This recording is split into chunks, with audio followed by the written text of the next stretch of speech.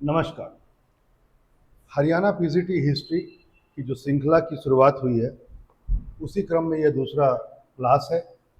हम लोग पिछले साल जो क्वेश्चंस आए थे उसका पूर्ण विश्लेषण के साथ आपको आंसर बता रहे हैं।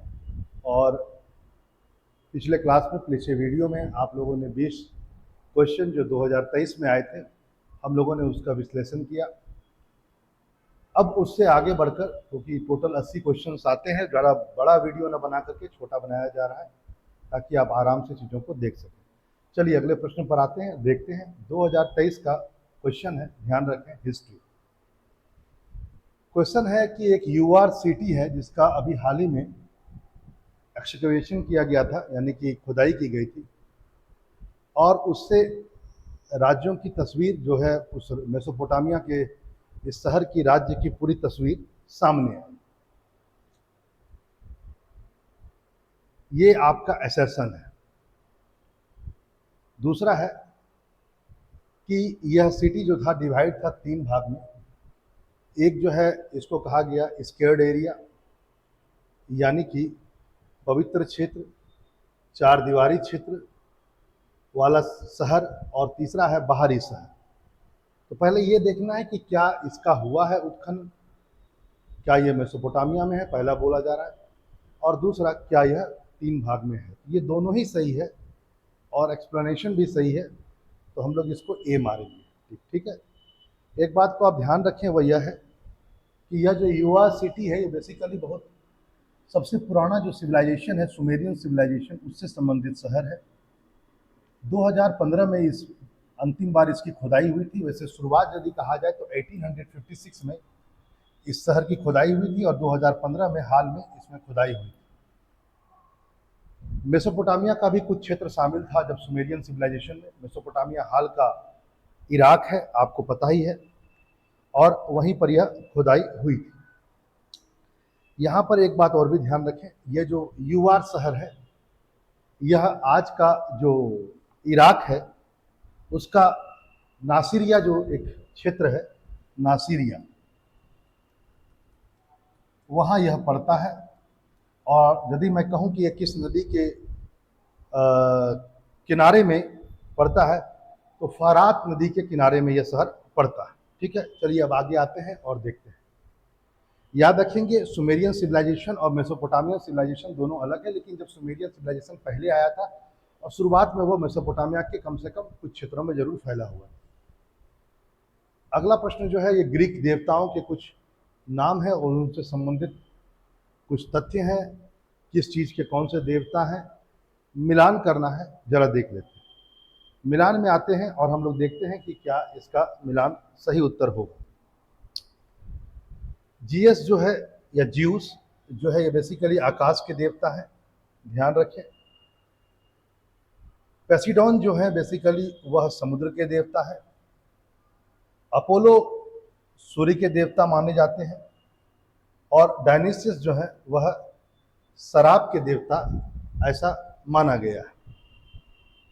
यहाँ पर एक बात यह भी ध्यान रखें कि जो डायनिसियस है वह शराब के साथ साथ वनस्पति के भी देवता माने जाते थे। ठीक है, तो यदि उसकी जगह पर यह हो जाए तो भी समझ में आ सकता है। अगला प्रश्न बहुत सरल है, पुनर्जागरण से संबंधित है। आपको पता है कि पुनर्जागरण की शुरुआत इटली से ही हुई थी, और पुनर्जागरण का पहला लेखक जो माना जाता है वो दांते को माना जाता है। दांते की बुक का नाम जो है वो डिवाइन कॉमेडी है। पूछा जा रहा है कि जब पुनर्जागरण हो रहा था तो किस शहर पर इटली का मेडिसी परिवार, यानी मेडिसी फैमिली का शासन था। चारों शहर इटली के हैं, तो फ्लोरेंस पर था। याद रखेंगे, फ्लोरेंस पर मेडिसी परिवार का शासन था। अगले प्रश्न पर आते हैं, 24वां नंबर। क्वेश्चन बहुत सरल है कि 15वीं से 19वीं शताब्दी के मध्य में जो कैरेबियन क्षेत्र है, वहाँ पर किस साम्राज्यवादी शक्ति ने अपना आधिपत्य स्थापित किया। तो इसका सही उत्तर होगा स्पेन। ध्यान रखेंगे, स्पेन भी एक साम्राज्यवादी शक्ति है उस क्षेत्र में, इसलिए बहुत सारे लोग यह बोलते हैं, स्पेनिश बोलते हैं। जैसे आप और हम अंग्रेजी को बोलते हैं, वैसे ही क्योंकि अंग्रेजों ने हमें गुलाम बनाया, उस क्षेत्र में स्पेनिश बोलने वालों की संख्या ज़्यादा है, कारण यही है। अगले प्रश्न पर आते हैं, अगला प्रश्न देखते हैं।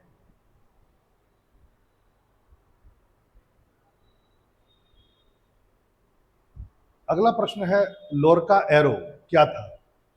तो पहले बात तो जान लीजिए, लोरका एरो का संबंध सेकेंड अफीम वॉर से है। द्वितीय अफीम वॉर की शुरुआत माना जाता है 1856 में हुई थी। ईस्ट इंडिया कंपनी और चाइना के बीच में। प्रथम अफीम वॉर भी इससे पहले हो चुका था, उसमें भी चाइना हारा था, और सेकेंड अफीम वॉर में भी चाइना हारेगा। और इसका संबंध जो है, यानी कि लोरका एरो का संबंध जो है, ये चीनी स्वामित्व वाला हांगकांग पंजीकृत जहाज है। होता क्या है कि जब ईस्ट इंडिया कंपनी यानी इंग्लैंड ने बहुत सारे क्षेत्रों पर फर्स्ट ओपन वॉर के बाद अधिकार कर लिया, तो बहुत सारी चीज़ों पर भी अधिकार किया, उनके जहाज़ों पर भी अधिकार किया। हांगकांग क्षेत्र का एक जहाज़ था, उस पर अधिकार कर लिया, अपना झंडा उंडा सब लगा लिया ब्रिटेन में। चाइनीज़ लोगों ने उस पर कब्जा किया, उनके झंडों को फाड़ा, और यह मूल कारण बना दूसरा अफीम युद्ध का। ठीक है, तात्कालिक कारण। आगे आते हैं, किसका यह स्लोगन है? स्लोगन पूछा गया कि स्लोगन किसका है ये? Let 100 flowers blooms, let 100 school of thoughts contend. यह किसका है लाइन, एक स्लोगन? तो ये माओ त्से तुंग का है, चाइना के जन्मदाता। माना जाता है कि अक्टूबर में 1949 में माओ त्से तुंग के नेतृत्व में चाइना जो है वह साम्यवादी शासन के अंतर्गत में आया, नए चाइना का निर्माण हुआ। माओ त्से तुंग कम्युनिस्ट पार्टी के थे, तो कम्युनिस्ट पार्टी ऑफ चाइना, इस बात को आप जान लीजिए, 1921 में इसकी स्थापना हुई थी इस पार्टी के, और इसके कर्ता धर्ता माओ त्से तुंग ही थे। चलिए अगला प्रश्न पर आते हैं और अगले प्रश्न पर देखते हैं। आपको पता होगा कि प्रथम विश्व युद्ध के बाद एक संधि हुई थी, वर्साई की संधि, जिसको इंग्लिश में वर्सलिस की ट्रीटी कहा जाता है। 28 देशों के प्रतिनिधियों ने इसमें भाग लिया था। प्रश्न है कि जापान के प्रतिनिधि के रूप में किसने भाग लिया था? ठीक है, जापान के प्रतिनिधि के रूप में किसने भाग लिया था? इसका उत्तर है सी, मात्सुई कीसेरो। ठीक है, मात्सुई कीसेरो ने नेतृत्व किया था जापानी प्रतिनिधि मंडल का। यहाँ पर ध्यान रखें, कुछ चीज़ों का नाम आपको आ सकता है, जैसे इटली की तरफ से कौन गए थे, जर्मनी की तरफ से कौन गए थे, ये सब चीज़ें आपसे पूछी जा सकती है। फ्रांस की तरफ से कौन गए थे, यह भी आपसे पूछा जा सकता है।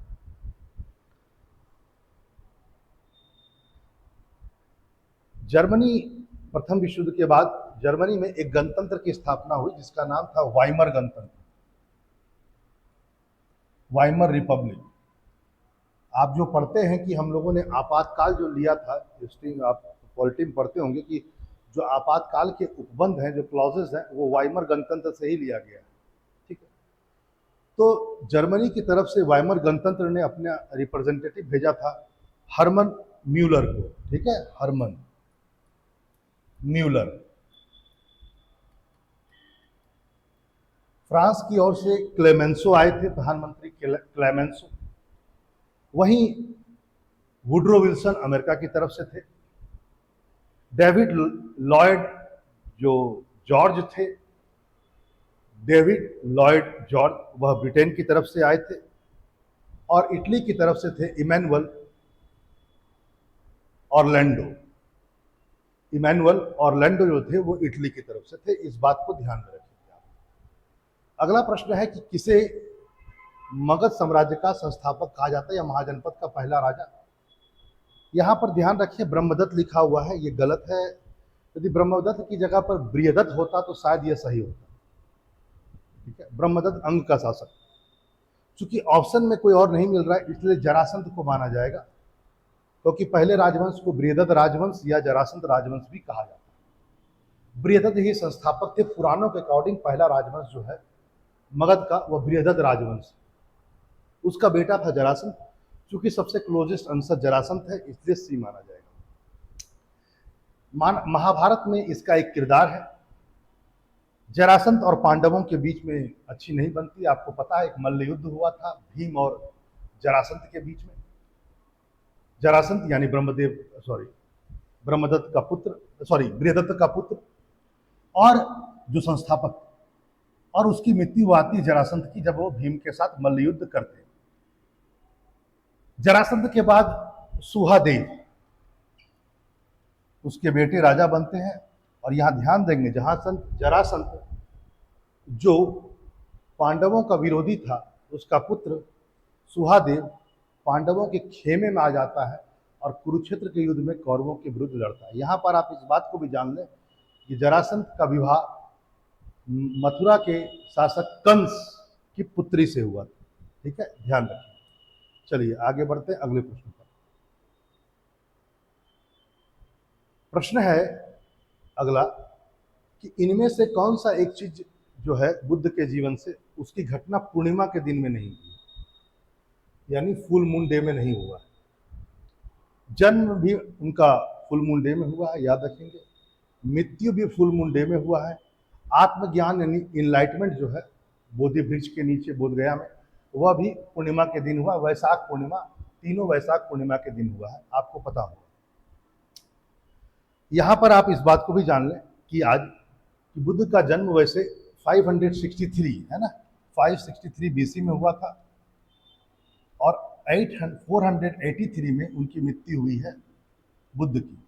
जन्म लुम्बिनी में हुआ था, शाक्य कुल के रहने वाले थे। लुम्बिनी पड़ता है नेपाल में। मृत्यु कुशीनगर में हुआ था, उत्तर प्रदेश। ठीक है, जन्म, मृत्यु और ज्ञान की प्राप्ति, यह तीनों किसमें हुआ है?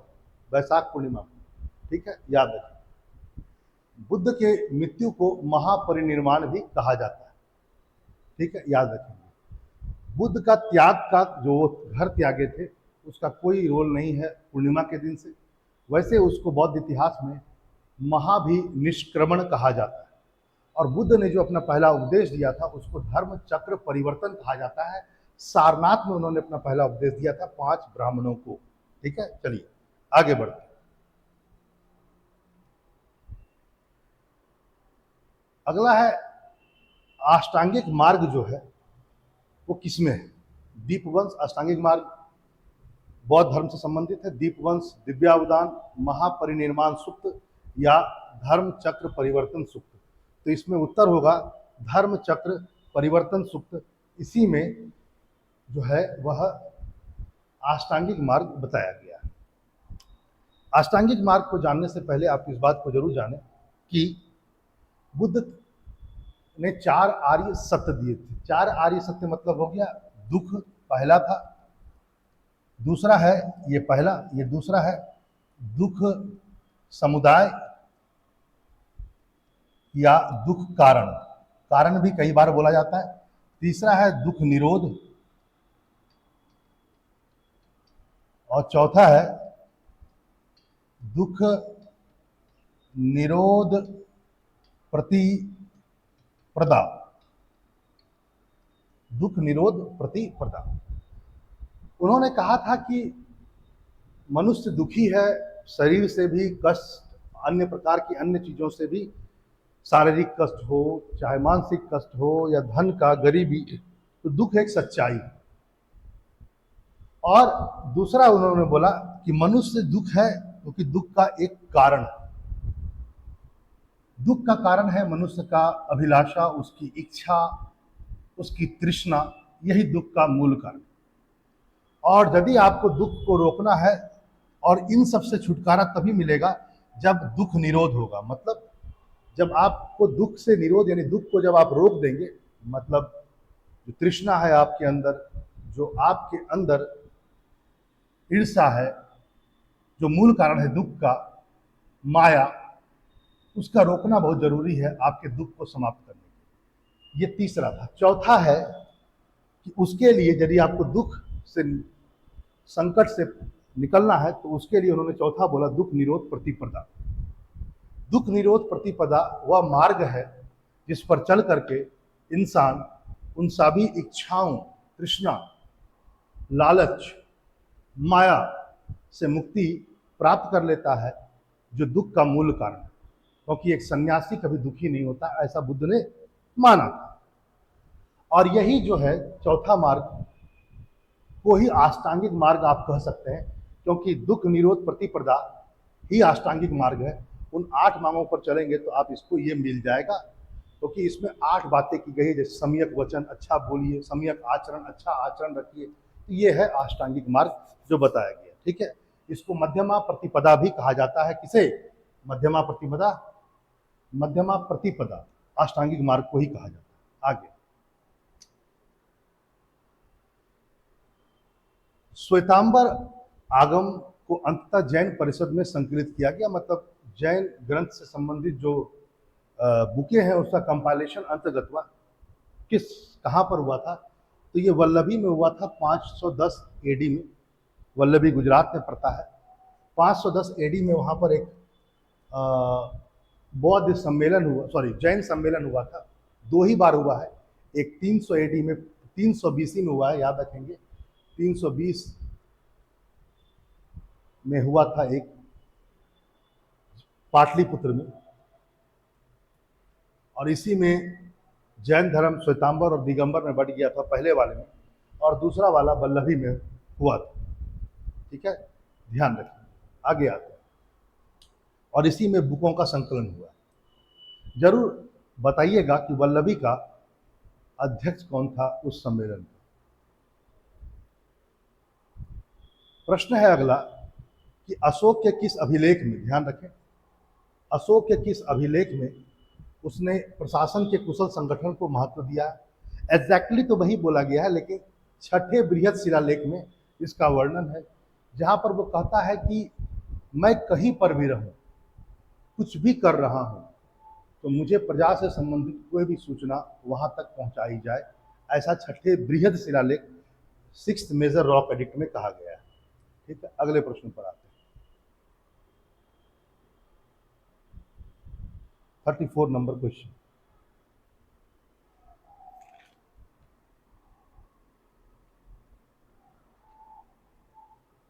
एक मिनट, कुछ क्वेश्चंस लगता है मुझे छूट गया है। हाँ, एक क्वेश्चन छूट गया था बीच में, इसको जरा ध्यान से देख लीजिए। ये पूछा गया है कि इसमें से कौन एक पार्ट नहीं है अर्ली जैन लिटरेचर का, प्रारंभिक जैन साहित्यों का भाग नहीं है। तो देखिए, आचरांग सूत्र भी है, बृहद कल्प सूत्र भी है, और सूत्र कृतंग भी है, लेकिन थेरी गाथा नहीं। थेरी गाथा जो है ये बौद्ध धर्म से संबंधित है। ठीक है, और पाली भाषा में लिखा हुआ है, और यह ग्रंथ महिलाओं के इंपावरमेंट से संबंधित बहुत बड़ी बात है। माना जाता है कि यह ग्रंथ 300 वर्षों में तैयार हुआ, थेरी गाथा बौद्ध धर्म का, जिसमें जो है करीब करीब 76 के आसपास, सॉरी 73 कविताएं हैं जो महिलाओं के द्वारा, बौद्ध भिक्षुणियों के द्वारा लिखी गई। तो अपने आप में बहुत बड़ी बात। आचरांग सूत्र बेसिकली बौद्ध धर्म से संबंधित है। इसमें बुद्ध जो भिक्षु लोग हैं उसके आचरण नियम के बारे में बातें की गई है। बृहद कल्प सूत्र, इस बारे में भी जाने। बृहद कल्प सूत्र कोई जो लेखक है वह है भद्रबाहु, और यह भी किससे है? यह भी बेसिकली जैन धर्म से है। इसको भी आप इस बात को जानें। बृहद कल्प सूत्र में बेसिकली जितने भी जैन तीर्थंकर हुए हैं महावीर को लेकर के, उनके जीवन की कहानियां, तो इस बात को भी जाने। और यह जो है सूत्र कृतंग, ये श्वेतांबर धर्म से संबंधित एक बुक है। ठीक है, आचरांग सूत्र और कल्प सूत्र ये दोनों ही प्राकृत भाषा में है, इसको भी आप ध्यान में रखेंगे। थेरीवाद पाली भाषा में, बौद्ध ग्रंथ से। आगे,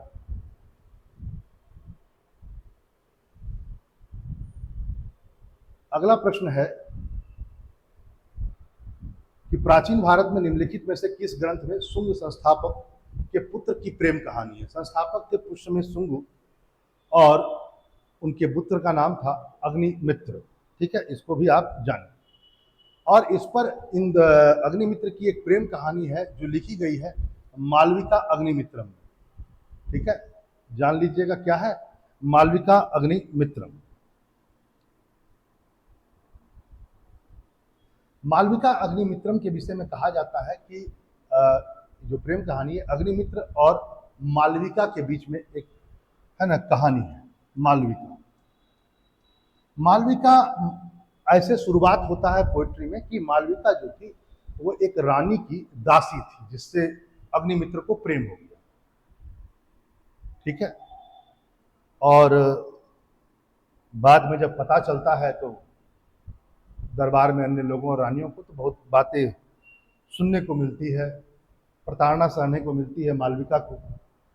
लेकिन अंत में स्टोरी वहाँ पहुँचता है जहाँ पर यह पता चलता है कि मालविका भी कोई दासी नहीं है, वह भी एक अच्छे परिवार की पुत्री है। एक प्रकार से यह भी राजघराने से संबंधित। एक बात ध्यान रखिए, गुप्त काल में लिखा गया यह नाटक कालिदास के द्वारा संस्कृत भाषा में था, और गुप्त काल के नाटकों की एक बहुत बड़ी विशेषता है सुखांत, यानी अंत जो है बड़ा हैप्पी एंडिंग होता है, इसको भी जान लीजिएगा। स्वप्न वासव दत्ता जो है यह भास के द्वारा लिखा गया है, यहां पर आप इस बात को जान लीजिएगा। भास एक बहुत बड़े कवि थे, भास के द्वारा ही स्वप्न वासव दत्ता जो है वह ग्रंथ लिखा गया है। स्वप्न वासव दत्ता बेसिकली एक कौशाम्बी के राजा है उदयन और चंड प्रद्योत की एक पुत्री थी वासव दत्ता, उनके बीच का प्रेम कहानी। चंड प्रद्योत अवंती के थे। मैं बात कर रहा हूं उस समय की, यह कहानी महाजनपद काल की है। कौशाम्बी के राजा उदयन और चंड प्रद्योत जो कि अवंती के शासक थे, उनकी पुत्री वासव दत्ता, उनके बीच का यह प्रेम प्रसंग है। और इसमें अधिकतर समय यह दिखाया गया है कि उनकी ऐसी अफवाहें उड़ाई गई मार्केट में कि उदयन को यह समाचार मिले कि वासव दत्ता अब नहीं रही और उसके वियोग में वो हमेशा रहते थे। ठीक है, आगे चलिए। मेघदूत, इस बात को ध्यान रखें, मेघदूत एक रचना है कालिदास की, यह संस्कृत में लिखी गई है। यदि रॉक पेंटिंग के बारे में मैं कहूँ, बहुत अच्छी जानकारी शुरुआत में किसी साहित्य में मिलती है तो वह मेघदूत में मिलती है। रत्नावली एक संस्कृत है, नाटक है, यह हर्षवर्धन के द्वारा लिखा गया। अगले प्रश्न पर आते हैं, अगला प्रश्न देखते हैं। गुप्त काल में सिल्वर कॉइन यानी कि चांदी के सिक्के को क्या कहा जाता था? रूपक कहा जाता था, और सोने के सिक्के को दिनार। तो उत्तर होगा रूपक, वैसे सोने का सिक्का दिनार कहलाता था, इस बात को जान लीजिए। अगले क्वेश्चन पर आते हैं। निम्नलिखित में से किस शासक ने सैयद बंधुओं का पतन करवाया, मतलब सैयद बंधुओं को मार दिया गया? सैयद बंधु हिंदुस्तानी गुट के अमीर थे उत्तर मुगल काल में। हुसैन अली या सैयद हुसैन अली और सैयद अब्दुल्ला, दो भाई, हुसैन अली और सैयद अब्दुल्ला। हुसैन अली और सैयद अब्दुल्ला, ये दो हैं। यहां पर एक बात ध्यान रखेंगे, वह यह है कि माना जाता है कि जो ये दोनों भाई हैं सैयद बंधु, इन्हें किंग मेकर जाना जाता है कि इन्होंने बहुत सारे राजाओं को, कठपुतली राजाओं को बनाया। करीब करीब उन्होंने 5 राजाओं को तख्त पर बैठाया है। ठीक है, इस बात को जानिए, जिसमें से फरुख सियर है, रफ़ीउद्दौला है, रफ़ीउद्दराज है, मोहम्मद शाह स्वयं, जिसे मोहम्मद शाह रंगीला भी कहा जाता है। और मोहम्मद शाह ने ही इनको एट लास्ट मरवा दिया, क्योंकि ये अपने मन का करवाना चाहते थे। हिंदुस्तानी गुट के अमीर थे, पहली बार हिंदुस्तानी गुट के अमीर इतने पावरफुल हुए इतिहास में उत्तर मुगल काल में। प्रश्न है, निम्नलिखित में से किस राजस्व प्रणाली को बंदोबस्त प्रणाली के रूप में भी जाना जाता है? तो याद रखेंगे, जब्ती को बंदोबस्त प्रणाली के रूप में भी जाना जाता है। ये बहुत पॉपुलर था मुगल काल में, लेकिन जब्ती को लाने का श्रेय मुगलों को नहीं है, शेरशाह सूरी को है, इस बात को आप जान लीजिए। ठीक है, और मुगल पीरियड में अकबर ने जब्ती वाले एरिया, जहाँ जहाँ जब्ती का लैंड रेवेन्यू सिस्टम यानी भू राजस्व प्रणाली लागू थी, क्योंकि हर जगह पूरे क्षेत्र में एक ही प्रकार के भू राजस्व प्रणाली नहीं था, लेकिन जब्ती जितने बड़े एरिया में था वहाँ के आकलन के लिए करोड़ी नामक एक अधिकारी की नियुक्ति की थी, इस बात को भी जान लीजिए। और आगे चल करके लैंड रेवेन्यू में रिफॉर्म करने के लिए, उसमें सुधार करने के लिए उसने टोडरमल को अपॉइंट किया। टोडरमल ने उस्ताद मंसूर के साथ मिल करके एक नया भूराज प्रणाली के आकलन का एक नया मापदंड तैयार किया जिसको आईने 10 साल कहा जाता है। इस बात को जरूर ध्यान रखें कि जब्ती जहां जहां लगा रहेगा आगे चलकर वो रिप्लेस हो जाएगा 10 साला सिस्टम से। और 10 साला भी क्या था, एक लैंड रेवेन्यू सिस्टम ही है, ठीक है, जो अकबर लेकर के आएंगे। अगले क्वेश्चन पर आते हैं, अगला क्वेश्चन देखते हैं। ब्लैक होल ट्रेजेडी के बारे में कहा जा रहा है। ब्लैक होल की घटना यह कहां से संबंधित है? यह कलकत्ता से संबंधित है। माना जाता है यह घटना 20 जुलाई को है।